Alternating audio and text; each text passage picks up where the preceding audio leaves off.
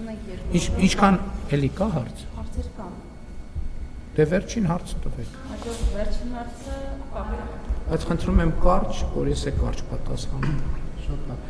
Նախ պարոն վարչապետ, Սաշիկ Սարգսյանը գումար չի վերադարձրել, դա 2018 թվականին ներկայացվեց որպես նվիրատվություն, որտեղ այդպես էլ հանրության համար պարզ չեղավ, թե դա ինչ գործի շրջանակներում է վերադարձրել, եթե մանրամասներ կան կխնդրեմ հայտնեք։ Պարոն վարչապետ, դուք ձեր գնահատականը, ձեր արձագանքը ո՞րն է Օրդուբատում տեղի ունեցած այսպես կոչված ճակերտավոր արևմտյան Ադրբեջան վերադարձի այդ փառատոնի հետ կապված, որովհետև դա տեղի է ունեցել, պահանջներ են ներկայացվել Հայաստանի Հանրապետությանը եւ ոչ ԱԳՆ-ն է արձագանքել, ոչ վարչապետի աշխատակազմը։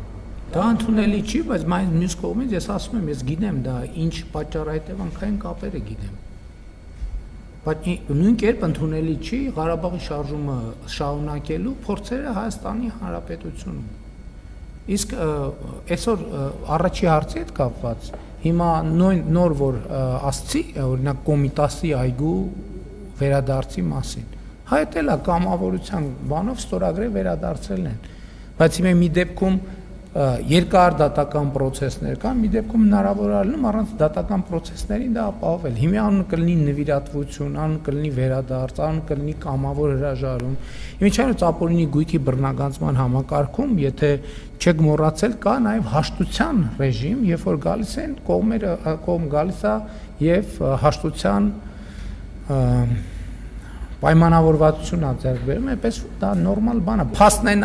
փաստն է, որ այդ փողը տեղափոխվել է պետական տիրապետության։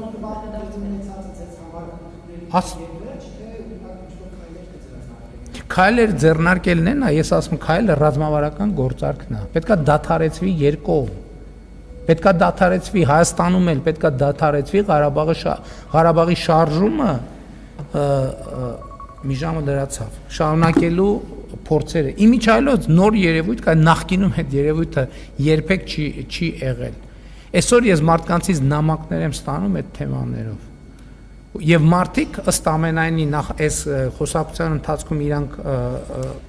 ընկալել են թեման եւ օրինակ ինձ նամակներ են գրում նույն խորհրդանում Ղարաբաղի դրոշների արկայության վերաբերյալ, ինձ նամակներ են գրում տարբեր ելույթների վերաբերյալ, որ բա տեսեք այս ելույթում փաստորեն իրանք այդ գիծը տանում են, որ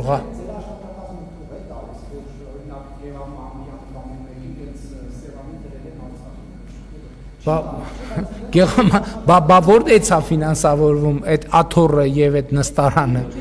Պետական բյուջեից չի ֆինանսավորվում։ Պետական բյուջեից չի ֆինանսավորվում։ Պետական քաղաքական, բա պետական ինստիտուտ է։ Բա հարց է ցակում, այսինքն Հայաստանի Հանրապետություն տարբեր պետական ինստիտուտներ, տարբեր քաղաքականություններ են վարում։ Ես իմ նախընտրական վերջին հարցազրույցի լռության օրը նախորդած հարցազրույցի մեջ ասացի, որ այսօր միջև այսօր երբեմն լինում է կառավարության որոշումների մեջ օրինակ արտահայտություններ են լինում այդպիսի։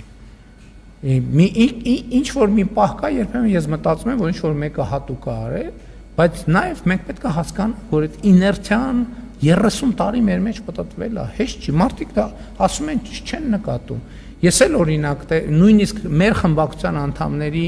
ելույթ նույնիսկ իմ խոսույթի մեջ երբեմն օգտագործում եմ իներցիայով բառակապակցություններ, որոնք այդ տրամաբանությունից բացարձակապես դուրս են։ Եվ չարամիտ ընկալման դեպքում կարելի է դա ընկալել որպես երկակի խաղ, բայց այդ դեպքում ինչի ես ասեցիք, բան դեպքում ինչի ես ասեցիք։ Նկատի ունեմ դա process է։ Եվ ես ինչի համար եմ ուրախ, որ մենք հասել ենք այս կետին, որ այս թեմաների մասին ես բացությամբ խոսում ենք, դա կարևոր կետ է եւ պետք է շարունակենք խոսալ։ Շնորհակալ։